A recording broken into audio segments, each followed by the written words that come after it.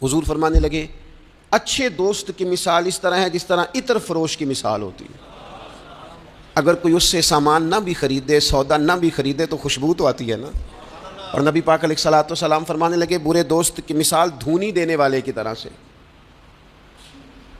جس طرح اس کے پاس کوئی شخص بیٹھے تو اور کچھ بھی نہ ہو تو دھواں تو آئے گا کہ نہیں آئے گا، اسے کچھ نہ کچھ اس کے کپڑوں تک گرد پہنچے گی.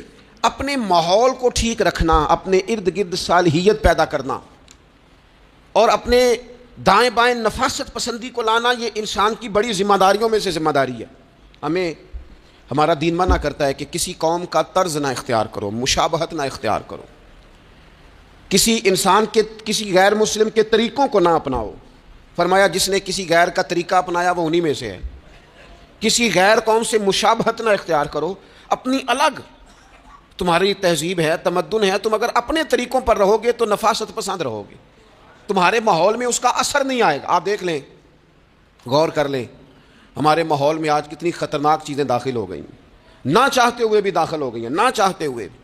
کئی جگہ پہ ویسے مطلب سفر کر کر کے بندہ نڈھال ہو جاتا ہے، جا جا کے نڈھال ہو. پھر کچھ ایسی جگہوں کی اگر دعوت ملتی ہے آپ کو تو آپ ویسے ہی پریشان ہو جاتے ہیں. یعنی اگر پہلے تو یہ ہوتا تھا کسی بزرگ کا عرس منانا ہے، اب دعوت ملتی ہے کہ ان کا یوم ولادت ہے، اس پہ جلسہ کرنا ہے. میں نے کہا پہلے عرس گن لو سال کے کتنے ہیں، اور اگر ایک ایک کے دو دو کرو گے تو پھر بتاؤ تمہارا خرچہ کتنا کو ہوگا، اور تم کہاں تک بات لے کے جاؤ گے. کچھ چیزوں کو نارمل رہنے دو. ایک ہستی کا میلاد منایا ہے پوری دنیا نے، اور وہ رسول پاک کی ذات گرامی ہے. باقی تو ہم نے کبھی نہیں دیکھا. آپ نے کبھی دیکھا حضرت صدیق اکبر کا یوم ولادت منایا جا رہا ہو، حضرت عمر کا، حضرت عثمان کا، مولا علی کا؟ تو یہ باقیوں کو کیا مسئلہ ہو گیا ہے؟ تھوڑا سا اعتدال میں رہیں، تھوڑا سا معتدل رہیں، درمیانی چال چلیں. جب وہ عظیم ہستیاں جن کا طریقہ دین ہے، حضور نے فرمایا میرے طریقے پر بھی چلو اور میرے خلفائے راشدین کے طریقے پر بھی چلو، جب وہاں جن کا طریقہ بہت ہمارے لیے بہرحال دستور حیات ہے، جب ان لوگوں کے لیے چیزیں نہیں ہیں تو بعد والے اس قدر شدت کے ساتھ اگر یہ کام کریں گے تو بات دور نکل جائے گی، پھر اس کو سمیٹنا سنبھالنا آسان نہیں رہے گا. تو فرمایا کسی قوم سے مشابہت نہ اختیار کرو، اس لیے کہ تمہارے ماحول میں پھر کچھ ایسی چیزیں آ جائیں گی جو ٹھیک. یہ کتنی رسمیں آئی ہیں ہمارے، مہندی کہاں سے آئی ہے؟ ہماری اپنی ہے کہ غیروں کی ہے؟ یہ مائیاں کہاں سے آئی ہیں؟ اپنی کہ غیروں کی؟ یہ جتنی رسومات ہیں، جتنی میں نے ایک دفعہ سرچ کی، تھوڑی سی میں نے تحقیق کی تو ایسی ایسی عجیب رسمیں سننے کو ملی. لڑکا بیاہ کے گھر آیا ہے، اس کی اماں اس کے چہرے کے اوپر سے پانی پھیر رہی ہے. یہ تو خالص ہندوؤں کا طریقہ ہے، کسی کے چہرے کے گرد پانی پھیرنا خالص. یہ آپ نے بھی سنی ہوئی رسم؟ وہ بیاہ کے واپس آیا، یہ آپ کیا کر رہے ہیں؟ اور پھر کہتے ہیں اماں کو پانی نہ پینے دینا ورنہ بیماریاں ادھر چلے جائیں گی. کیا بات کرتے ہو؟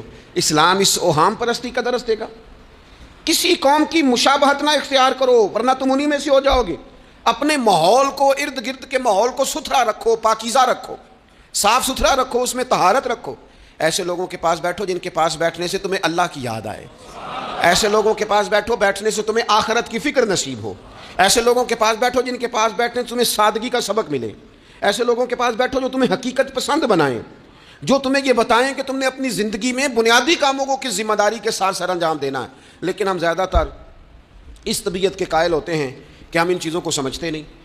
یہ جو ہم کلمات ادا کرتے ہیں، میں نے پہلے بھی کئی دفعہ کہا تھا، یہ جو ہم کلمات ادا کرتے ہیں ان کا بھی ہم پر اثر ہوتا ہے، ان کی بھی تاثیر ہوتی ہے، ان کی بھی خوبصورتی ہوتی ہے. تو جو ہم باتیں دوسروں سے سنتے ہیں، ہم جب کسی کے پاس اٹھتے بیٹھتے ہیں تو جو بات وہ بندہ اکثر کرتا ہے نا، وہ نہ چاہتے ہوئے بھی ہماری زبان پہ جاری ہو جاتی ہے.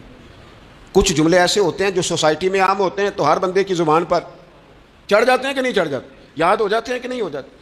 تو ایسے لوگوں کے پاس بیٹھا جائے جو خیر کی بات کرنے والے ہوں، تاکہ ہماری زبانوں پر ہی خیر ہی جاری ہو، کوئی شر والا عمل ہماری زبانوں پر جاری نہ ہو. اچھائی. نبی پاک علیہ الصلوۃ والسلام تبوک سے واپس آ رہے تھے، رستے میں مقام جارانہ پر حضور علیہ الصلوۃ والسلام نے حضرت بلال حبشی رضی اللہ تعالیٰ عنہ سے ایک مقام پہ فرمایا اذان پڑھو. سیدنا بلال نے اذان پڑھی. چند نوجوان وہاں کھیل رہے تھے، ان میں سے ایک نوجوان جناب ابو معذورہ بھی تھے. انہوں نے نا حضرت بلال حبشی کی آواز کی نقل اتاری. یہ اگر نیت اچھی ہو نا تو اچھوں کی نقل بندے کو تار دیتی ہے. ہاں اگر نیت اچھی ہو، اگر معاذ اللہ توہین کی نیت ہو تو یہ مسئلہ خطرناک. حضرت موسیٰ علیہ السلام کے زمانے میں ایک شخص تھا تو جناب موسیٰ کی نقل اتارتا تھا، اس کا انتقال ہو گیا تو رب کریم نے فرمایا اس لیے اسے معاف کر دیا ہے کہ ادائیں تو میرے کلیم کی اپناتا تھا، ادائیں تو میرے کلیم کی اپناتا تھا. حضرت بلال کی نقل اتاری تو سرکار کے کانوں میں آواز گئی. آپ نے صحابہ سے فرمایا بچوں کو لاؤ. اب جب ان کو منگوایا تو وہ دوڑ گئے. محبوب نے فرمایا کتنا کو دوڑو گے, پکڑ تو ہم نے لینا ہے. سب بچوں کو لے آئے. حضرت ابو معذورہ بھی ہیں. حضور نے فرمایا کس نے اذان کی نقل اتاری ہے؟ تو یہ بچے بڑے پکے ہوتے ہیں, اگر ایکا کر لینا آپس میں. حضور نے فرمایا کس نے اذان پڑھی ہے؟ کوئی نہیں بولا. کریم فرمانے لگے چلو باری باری سناؤ. اب حضرت ابو معذورہ کی باری آئی. مختلف انداز میں بھی روایت مختلف جگہوں پہ موجود ہے. جب ان کی باری آئی انہوں نے اذان پڑھی. پہلے تو پڑھی تھی اپنی مرضی سے, اب پڑھی کریم رسول کی صحبت میں کھڑے ہو کے. اور یار حد ہو گئی, جو نبی پاک کے سامنے کھڑا ہو کے کہے اشہد ان لا الہ الا اللہ, جو حضور کے سامنے کھڑا ہو کے کہے اشہد ان محمد الرسول اللہ, پھر وہ بندہ خالی رہ جائے. حضور نے فرمایا کتنی سونی ہے تیری آواز. اور پھر سرکار نے ان کے سر پہ ہاتھ پھیرا, پھر ان کے دل پہ ہاتھ پھیرا. تھوڑی دیر ہوئی ایک آیا کالیاں زلفاں والا. ایویں تھوڑی دیر ہوئی ایک آیا کالیاں زلفاں والا. 2 کڑیاں میرے من وچ رکیا ہے تے کر گیا نور اجالا. ہر چیز تبدیل ہو گئی. محبوب نے دعا کیا اللہ انہیں اسلام کی ہدایت دے دے. حضرت ابو معذورہ کہتے ہیں چند منٹوں میں میرا ماحول بدلا, میری تقدیر بھی بدل گئی, میں کلمہ پڑھ کے مسلمان ہو گیا.